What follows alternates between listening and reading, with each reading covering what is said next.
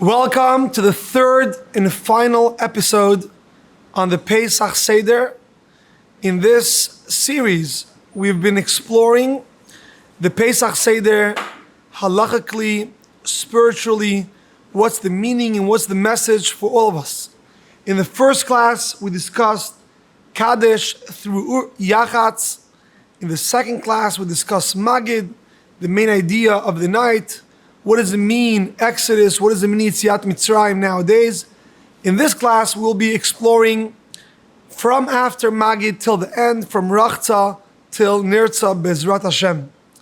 It's interesting that Avudraham, one of the Rishonim that wrote a Sidur, he divides the Seder also in such a way. He divides it, he calls it Seder Rishon till Magid. Then he has the Haggadah, and then he has what he calls Seder Sheni, which is Rachtza until the end. And that's going to be the topic of tonight's class. Let's begin with Matzah. After we finish Magid, we wash our hands with a bracha, that's Rachtza, and then we eat the Matzah. Now, why do we eat Matzah? I know this sounds like a very basic question, but let's analyze this for a second. Why do we eat Matzah? So, anyone that was paying attention in Magid, towards the end of Magid, we have the famous passage of Rabban Gamliel, which is sourced in a Mishnah in Pesachim, page Kuftet Zayin. Rabban Gamliel היה אומר, כל שלא אמר שלושה דברים אלו בפסח, לא יצא ידי חובתו. Anyone who did not say, explore and explain these three subjects in Pesach did not fulfill the mitzvah. What are the three things? ואלו הן Pesach, Matzah, umaror. And then Rabban Gamliel goes on to explain why do we eat each one. Pesach, because of the verb pasach, Hashem jumped over the Jewish homes when he was hitting and striking the Bechorot of Mitzrayim. That's Pesach. Matzah, says Rabban Gamliel, why do we eat matzah? Al shum shelo yispik batzeket shel avotenu nachmitz. There was no time. There was no time for the bread to rise. There was no time for the bread to become full-fledged bread. So therefore it stayed flat from the rush. From the rush, ki lo yachlu leitmahamea, there was no time. And they ran out. Gorshu Mitzrayim. They were chased out of Mitzrayim. There was no time. And because there was no time in Yetziat Mitzrayim to bake proper bread, therefore we were left with the flat bread with the matzot.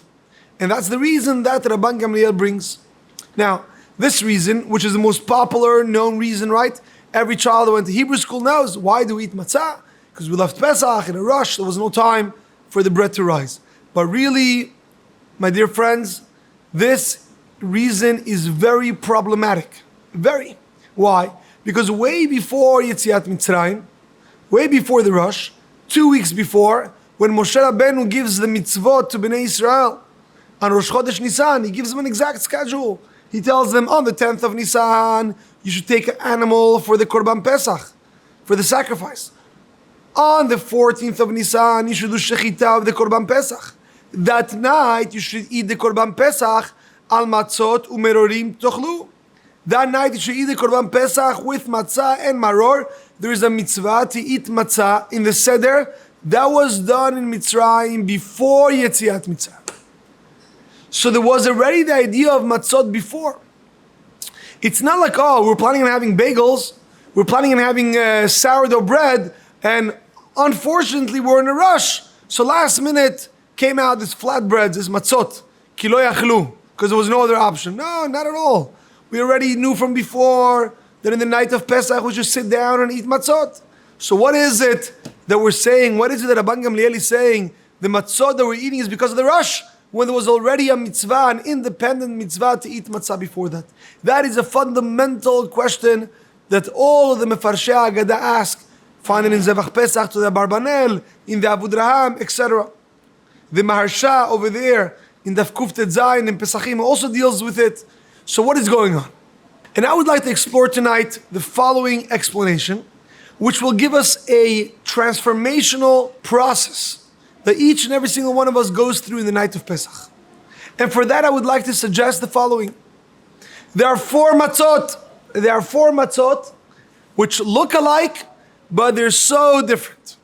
There are four matzot. The one that we begin the Seder with, when we say, halach ma'anya, this is the bread of the poor, right? When we take out the matzah and yachatz and we break it and we have a little piece, and we call that halach ma'anya. This is the bread of the poor. That's one matzah, the bread of poverty. Another matzah is the matzah that we actually eat in matzah. And on that, Rabban Gamliel says, it's not because of lechem oni. That matzah is because there was no time to rise. There's a third matzah which will be korech, and a fourth matzah that will be afikoman. So having this framework in your mind will help you tremendously to carry yourself with the mitzvah of achilat matzah from magid, rachtza, motzi, matzah, maror, korech, shulchan orech, tzafun, when we're going to eat the final bite of matzah of the night. So follow closely. And with this we'll answer the question of what Rabban Gamliel meant.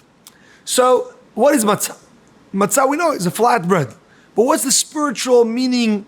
What does the Kabbalah tell us about matzah? So the Zohar famously calls the matzah mechla de mehemnuta. This is the bread of emunah, ma'achal emunah. When a Jew eats matzah in the night of Pesach, he nurtures his emunah. Now, emunah, the first and foremost basic emunah is what we call lechem oni. This is an emunah of poor people. This is an emunah of a very basic, very poor, very minimal emunah. Which is the most basic, minimal emunah that we start with? That's the emunah of, I know that there is a Hashem, I know there is a creator to the world, but I'm living my life. If anything goes wrong, I'll fall back on it. Ultimately, I know that there is Hashem, but it's not my guide. I don't live by it. It's my crutches. For many people, emunah is their crutch. When something goes wrong, they lean on that emunah, and that's when their emunah becomes available. But ultimately, that is the emunah of lechem oni. The emunah in its first and foremost basic level is the emunah which I use as a crutch. As a crutch in case something goes wrong. That's the first level. That's what the Gemara says. Ganva apu machtarta rachamana karya. A ganav is about to steal, about to rob a bank, and he prays to Hashem. Someone buys petichat echal for a business he wants to do, and he knows that business is not clean, or that business is going to hurt another Jew. So now, if you indeed believe in Hashem, if you indeed have emunah, so much so that you're praying, so much so that you're opening the hechal and praying for parnasah. If you believe in Hashem, how come are you planning on doing something which is not allowed by Shulchan Aruch? Right? And we're all guilty of that, right? We know that there's Hashem, but not necessarily we plan our lives exactly according to that. The answer is yes, we have emunah, but that emunah is very poor. That emunah is very basic. That emunah is very superficial. That emunah is makif. It doesn't impact us. It's an emunah of katnut. It's an emunah of the little child that knows that there's Hashem. And we never upgraded that. So that's the first and foremost emunah that we have. And that emunah is the matzah of lechem oni. When we begin the Seder and we say, hey, lach ma'anya, this matzah is poor. Why?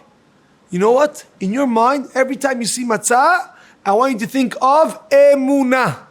Halach ma'anya. My emunah is poor. I begin the Seder with my emunah of my day-to-day, and I know that that emunah that I begin with when I'm still in Mitzrayim, dachalu avatana be'ar'ad Mitzrayim, that emunah that I begin with while I'm still in Mitzrayim is a very basic emunah. It's a emunah that I know that there is Hashem, but it doesn't really internalize in me and change the way I live. That's how we begin the Seder, and it's okay. There's nothing wrong with you. Most of Am Yisrael live their day-to-day life in a way that their emunah is a crutch. They fall back on it, but it's not necessarily their light, their guidance, and their ways or their GPS to know exactly what to do and what not to do. And that's how we start the Seder. Comes the end of Magid, and you're about to eat matzah. Says Rabban Gamliel, and this is fascinating, says Rabban Gamliel, matzah zu she'anu ochlim al shuma. I know that in the first Seder Pesach, the Seder that was done in Mitzrayim, be'ar'ad Mitzrayim, you ate lechem oni. Your emunah was basic. But tonight, please, I want you to upgrade.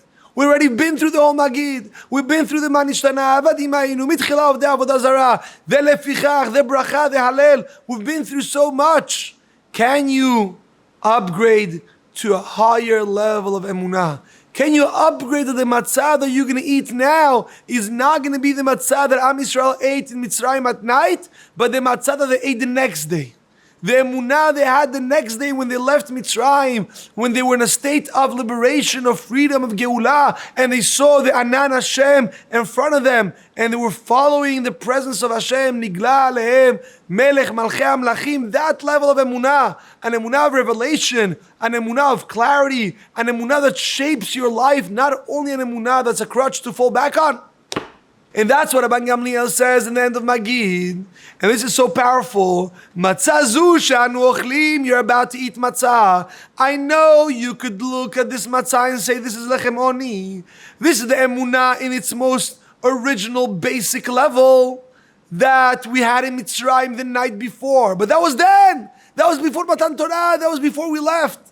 But now, after Magid, after we're experiencing Yetziat Mitzrayim, as we explained in the last shiur, what does it mean to really in Magid live and relive Yetziat Mitzrayim? Now, matzah zu she'anu ochlim is not the night matzah, it's the following day's matzah. The matzah of the Geulah, not the lechem oni, the lechem acherut, the bread that we eat because Hashem took us out and we're so connected and so committed to that light, to that energy of HaKadosh Baruch Hu, shelo he speak. There wasn't even a chance for chametz. Now that we had to make sure it's not chametz, it wasn't even a chance. We were so focused, we were so lasered into HaKadosh Baruch Hu as our guide, as our light, as our shining force, that lo he speak. There just wasn't a chance. Chametz is gava, chametz is negativity, chametz is the klipot, and there wasn't even a chance. We were so focused, we were so mission driven. Following Hashem, Lechtech acharai b'midbar be'eretz lo zruah. We're following Hashem. We're in a status of Geulah. That's a whole different experience. And that's the emunah we're aiming for in Pesach, Rabotai. In Pesach, we don't want to get stuck with the lechem oni. We want to upgrade from the lechem oni to the matzah zu she'anu ochlim. Which matzah am I going to eat now? Lekayem mitzvat achilat matzah. The matzah of the Geulah. The matzah that Am Yisrael ate the next day when they left Mitzrayim. And that's the matzah that we want to keep for Pesach Dorot. Fascinating. So now we know that there's a matzah of lechem oni, a basic, crutches, emunah. Then there is a matzah, there's an emunah from a place of liberation, of freedom, where HaKadosh Baruch Hu is your shining light. And that's the matzah that Rabban Gamliel tells you, make sure you upgrade to that matzah, to that emunah, right before, at the end of Magid, right before you're going to eat the mitzvah v'achilat matzah tonight. That's matzah.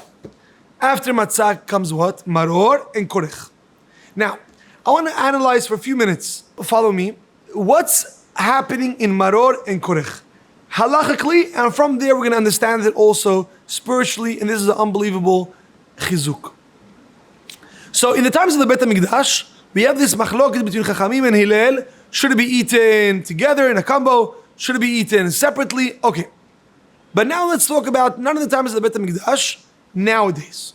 Nowadays, how to understand korech of Hillel, it's very nuanced. So follow me. You cannot eat one food that has an obligation midoraita with another food that has an obligation midrabanan. Let's make that clear. Before we begin with the whole analysis of korech, let's have that clear.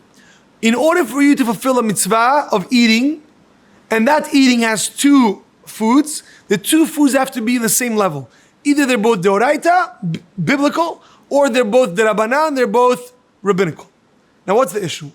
The issue is that nowadays, matzah is mideoraita, maror is midrabanan.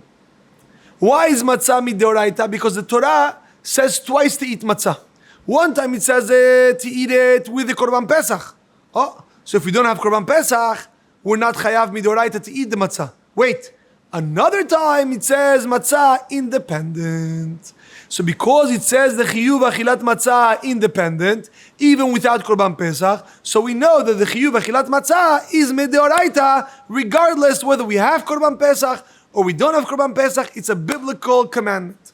That's matzah. Maror, oh no, maror, we only know it from the combination with Korban Pesach. Al matzot umerorim yochluhu is the Korban Pesach. So if you don't have Korban Pesach, like nowadays, then the maror, that its sole obligation is to be a companion to the Pesach. Nowadays, the maror is midrabanan. The maror is rabbinical. So if you want to follow Hillel, let's say we want to follow Hillel, and we want to make a combo. We want to make the sandwich. What's going to be the problem? The matzah that you're going to eat is matzah midoraita. The maror that you're going to eat is maror midrabanan. And that's a problem. That clashes. They have to be on the same level. If not, one will take away from the other one and you will not fulfill the mitzvah. Therefore, says Hillel, even according to me, lekayem mitzvah achilat matzah, to fulfill the mitzvah of eating matzah, you have to eat matzah independently on its own. And that's something that many people don't realize. Even for Hillel nowadays, the mitzvah of matzah, you fulfill it by eating matzah on its own, and that's how you should do it. Because you cannot eat the deoraita matzah with a derabanan maror. So therefore, lekule alma, according to everyone, we're eating matzah by itself to fulfill the mitzvah of achilat matzah. So far clear. Now we get to maror. Now that we have the mitzvah of eating maror, Chachamim say, no problem. Eat the maror, the derabanan on its own, and you fulfill the mitzvah. Hillel says, no. In times of the Bet HaMikdash, we used to eat it all together. So now to fulfill maror, we have to eat it with matzah. But what's the problem? According to Hillel, did you fulfill already the mitzvah of matzah? Yes, you did. When you ate matzah, right, after motzi, you fulfilled the mitzvah of matzah. So now that you're going to eat maror with matzah, that additional matzah is reshut, is optional. So we're back to square one, because you're eating maror midrabanan with a matzah, which is optional. If you're going to frame the matzah of korech as optional, because matzah for matzah you already ate and you fulfilled. Now you're eating maror and you're eating matzah for the maror in the sandwich. But that matzah is optional because you already did the mitzvah of matzah. So rabbinical maror with optional matzah, it again clashes and you will not fulfill the mitzvah. Therefore, Hillel has to come up and say, and this is how the Acharonim explain, that the matzah that you're eating also has a chiyuv midrabanan. Wow. The matzah that you're eating also has a chiyuv midrabanan. Because if they're not both drabanan, then they're going to clash. So this is the machloket between Hillel and Chachamim. Now it makes a lot of sense. Chachamim say, the matzah we did, now eat the maror on its own. Hillel says, you're right, you did matzah, but the maror needs matzah. Because that's how we used to do it in Bet HaMikdash. So if the maror needs matzah, we have to bring matzah. You're going to eat it with matzah. If one is rabbinical, one is optional, it will clash. So let's make the matzah a real chiyuv, a real mitzvah, and thereby the maror will have a proper, legitimate matzah, so you could fulfill the kericha of Hillel the way it was done in the Bet HaMikdash. Fascinating. So now, halachically speaking, this is important to realize, the matzah that you're eating in korech, according to Hillel, has a level of chiyuv miderabanan, which was instituted for who? Not for the matzah you did already, for the maror. Because of the maror, you gain another chiyuv matzah. Once we understand this, let's go back to the golden principle we gave in the beginning of the class. According to the Zohar, every time you see matzah, think in your head, Emuna. So we have Helach Ma'anya is a poor Emuna. Then we have the matzah of the Geulah in the end of Magid, the matzah that we eat. That's a Emunah in a state of redemption. Now that Hillel instituted a new matzah as a result of Maror, the matzah of Korech, let's think about it in terms of Emunah. This is an Emunah that comes as a result of Maror. And this is very deep. Sometimes the person works on his Emunah, that it shouldn't just be Emunah of Lechemoni. It shouldn't just be Emunah in a state of poverty, but it should be a strong Emunah. Emunah of Geulah, Emunah of Chirut. Emunah where Hashem is your shining light, beautiful. But then, Chaz v'Shalom, Hashem throws you a curveball, and you have Maror. Chaz v'shalom, maror in health or in parnasa or in shalom bayit or with the kids, and you're eating that maror and you're crying, Ribono shel olam, I have this maror. What's the point? Where am I going with this maror? Says Hillel, because of maror, we gained another matzah. Because of maror, we gained another chiyuv, another mitzvah of matzah midrabanan. In other words, because of the maror, you gained another emunah. This is a whole different emunah. The emunah that comes along with and as a result of your maror is far deeper. Therefore, says Hillel, don't eat the maror on its own. Don't just eat maror. It's going to kill the whole point. The whole point where HaKadosh Baruch Hu would send His beloved Son. This maror, this difficulty, is only in order to generate another chiyuv matzah, another emunah, for you to be able to, in the same bite, in the same kericha, give a bite to the maror and feel also the matzah, feel also the geulah, feel also the emunah. And therefore, if chaz v'shalom you're in a status of maror, chaz v'shalom you're struggling with something which is bitterness and you can't chew it, says Hillel, now it's time to sandwich it from one side, from the other side with emunah. Take emunah from one side, take emunah from the other side. Sandwich your struggle, sandwich your pain, sandwich your suffering, sandwich your anxiety with emunah from both sides. And when you sandwich it, then not only are you going to be able to survive, but you're actually going to gain a new level of emunah, a new matzah, as a result of the maror. And that's the emunah of korech. That's the matzah of korech, which is the third level of emunah. Once we have the third level of emunah clear, the emunah of korech, that comes as a result and a companion to the maror, now we'll get to the fourth and final level of emunah, the final matzah.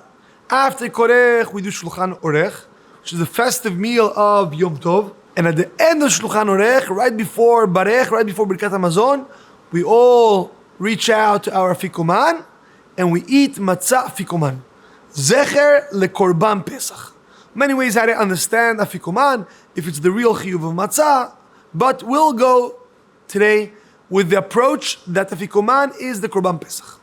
They actually say about certain tzaddikim that when they would eat the afikuman, they would relive the eating of the korban Pesach, their fingers were oily. So I don't know if we're going to be in that level, that eating afikuman, our fingers will be oily from the korban Pesach, but definitely we have to be aware that what we're doing in afikuman is eating korban Pesach. Now korban Pesach is something so rich, so tasteful, so powerful. Korban Pesach was the epitome, was the dessert. Nechal al asova, after everything, the family would come together and eat the holy, delicious korban Pesach. And everyone would have a piece of it. And you have to make sure there's no notar till the next morning. And korban Pesach was it filled you up. It gave you a taste. It gave you a gishmak. It gave you a pleasure. It was the highlight. Korban Pesach was the highlight. Now, we eat emunah in lieu of korban Pesach. We're eating matzah. Matzah for korban Pesach. Now, I know it's very hard to eat a piece of dry matzah, especially after shulchan orech, and feel that it's a piece of steak, that it's a piece of meat, that it's a roast. But if we follow closely what we just said until now, that we are in a process, in a journey of emunah. Matzah, I would call it the journey of emunah. We started from lechem oni, then we went to the emunah as a shining light, then we went to emunah in a time of struggle. Now we come to the emunah is your food. Emunah is your pleasure. Emunah is what fills you up and gives you that delicious, that oily, that full of life experience. And that's something which I feel sometimes is neglected. Very often we talk about emunah to back up our crutches. Often we talk about emunah as a commitment to believe in Hashem and follow Him. Often we talk about emunah that in a time of maror, a deeper emunah will come out. But how often do we study emunah as a subject? How often can we say, I don't only talk about Hashem, I actually know Him, I learn about Him. I spend time studying Emunah. I spend time studying Bitachon as a subject on its own. And it fills me up and it's so rich and it's so beautiful.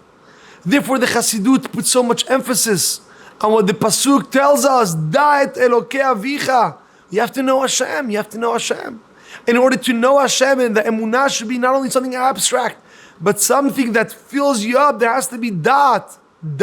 You have to study it. A Jew has to make time in his week, time in his day, that his learning is about inyanei emunah and bitachon. Not only is it something which I consume it as lechem oni, I don't only consume it as my commitment to what's going to guide me, I don't only consume it in a deeper level when I struggle, but it's actually my food, it's my main dish, it's my meat. And that's the Korban Pesach. And the Korban Pesach has to leave you with a taste. En maftirin achara Pesach afikoman, we tell the Ben Chacham. After afikoman, we don't eat anything. Because when the emunah really fills you up, that taste stays with you. When a person really dedicates time in his day, in his week, to study emunah, to think about emunah, to internalize emunah, that taste of emunah stays. And that's the goal. The goal of Pesach is to bring matzah from lechem oni to korban Pesach. How powerful.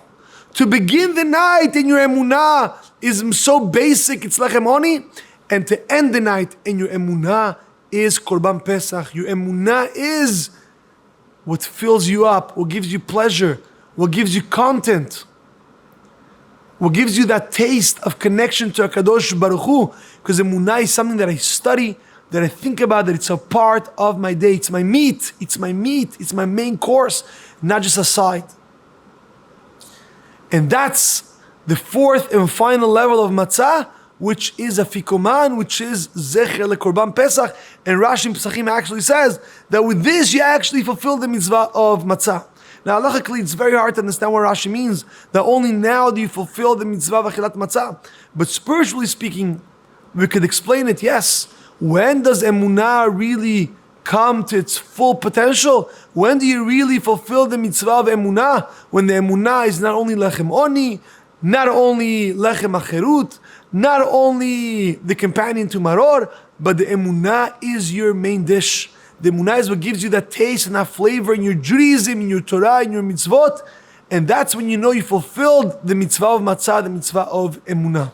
No wonder why after afikoman, after tzafun, we already begin the process of barech and halel. Barech, which is brikat hamazon, and halel, which is thanksgiving to Hashem. Now I want to analyze with you something very unique about this halel that we don't find a whole year round. And I'm going to focus specifically on the halel of Leil HaPesach that we do in the Haggadah. So if you realized, this is the only time of the year that we split the halel in two. We do half of halel by Magid, right? The first two chapters we do by Magid, and the rest of halel here. So, since when do we split halel into two? So many commentators say yes, because the first two chapters of halel speak about Yetziat Mitzrayim, especially the second one, Betzet Israel. And therefore, we want to include it as part of Sipur Yetziat Mitzrayim. As we spoke last class, you should see the story of Yetziat Mitzrayim ends with Halel, ends with Thanksgiving. And it's all about Thanksgiving. But there's many more differences of this Halel and the whole year. I would like to do a Manishtana. What changed? Why is this Halel different? And try to get to the core of this Halel, which will bring us to the Nirtza. So what are the differences between the Halel of the whole year and the Halel tonight? We mentioned one, that the Halel of the whole year is set in one sequence, and in Pesach we split the Halel into two. We put two paragraphs in Magid and the rest here. But there's many more differences. Something which requires us to analyze deeper what the Halel here is all about. And I'm going to mention to you briefly 5 differences. Number 1, the whole year, the women are patur from Halel. Because we say that Halel is mitzvat aseh shazman grama, and therefore women are patur.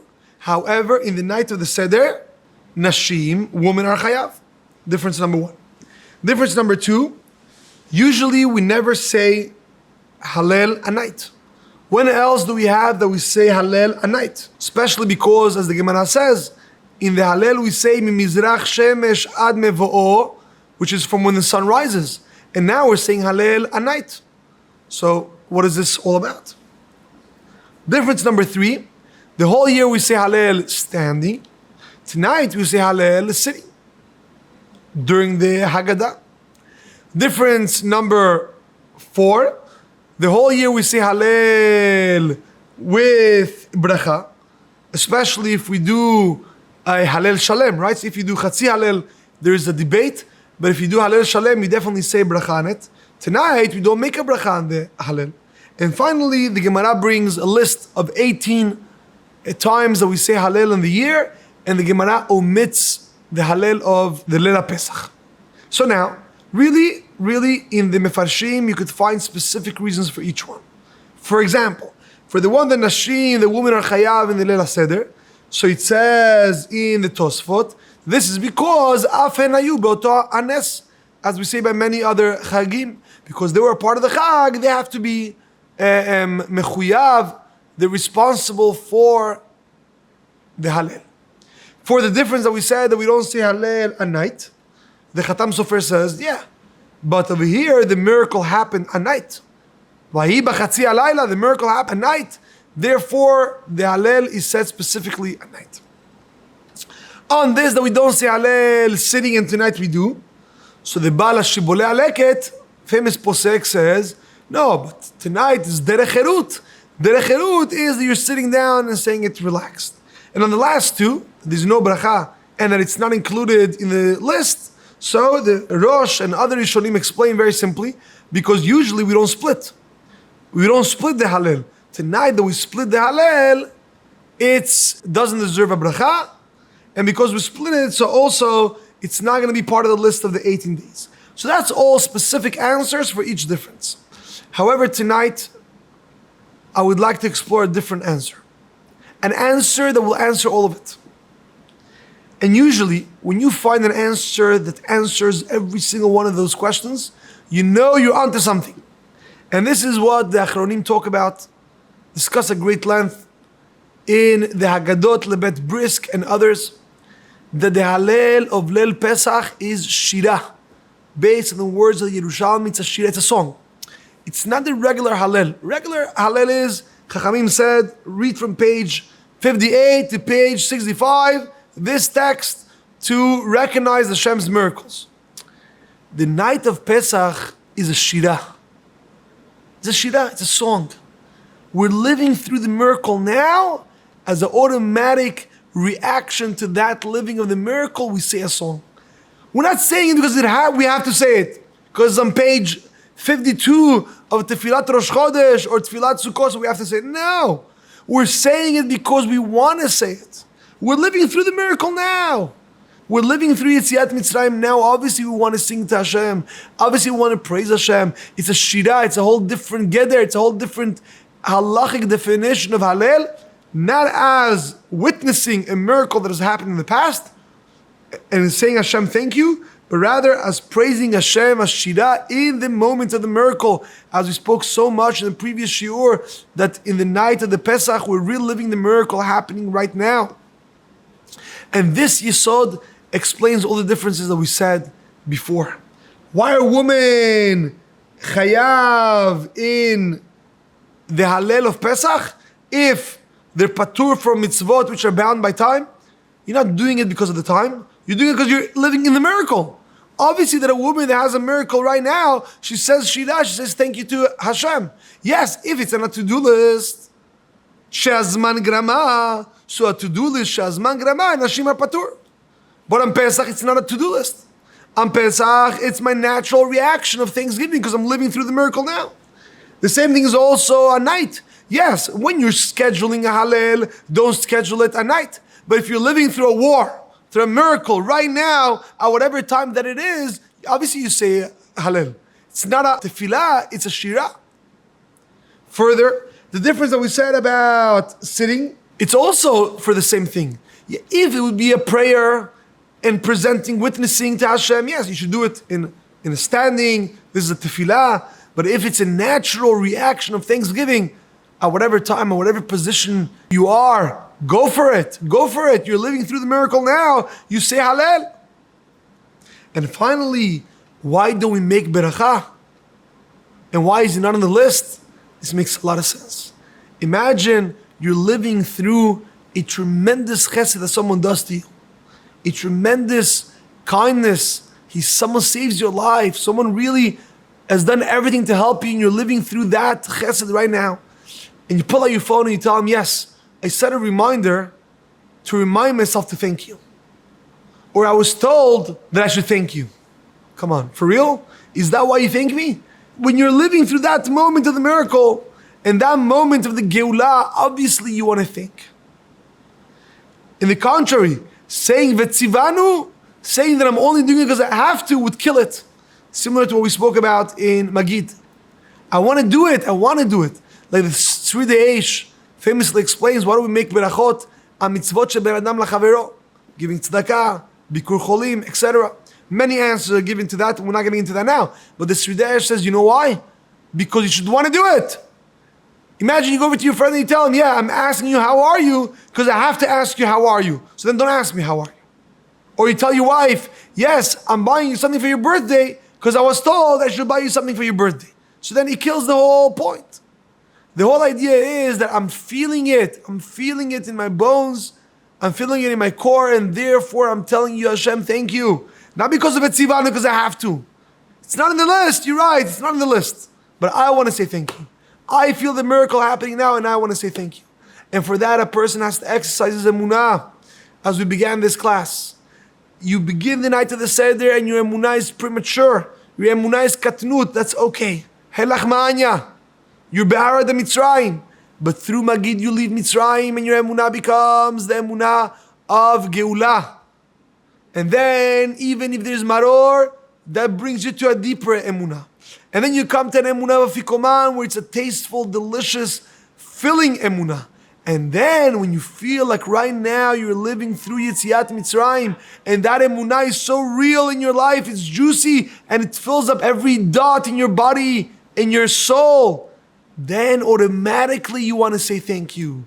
Then automatically you want to say thank you. The shirah is automatic. It's not a nusach. It's not tefillah. It's not, oh, we have to pray from page 2 to page 6. No, I want to say thank you. Sitting, standing, man, woman, day, night, with a bracha, without a bracha, Hashem, I just want to say thank you. I'm feeling the miracle right now, and I want to say thank you. And from Hallel, we flow into Nishmat, and into the long Hodu Hashem Kitov. And then finally, we finish the Seder with Nirtza. Nirtza is, it was accepted. It was wanted. By who? Well, what should I do? What should I do in Nirtza? You don't have to do anything. In Matzah, you have to eat Matzah. In Magid, you have to say the story. In Yachatz, you have to break. What do you have to do in Nirtza? What's the avodah of Nirtza? The avodah of Nirtza is to do nothing, and it's such a hard avodah.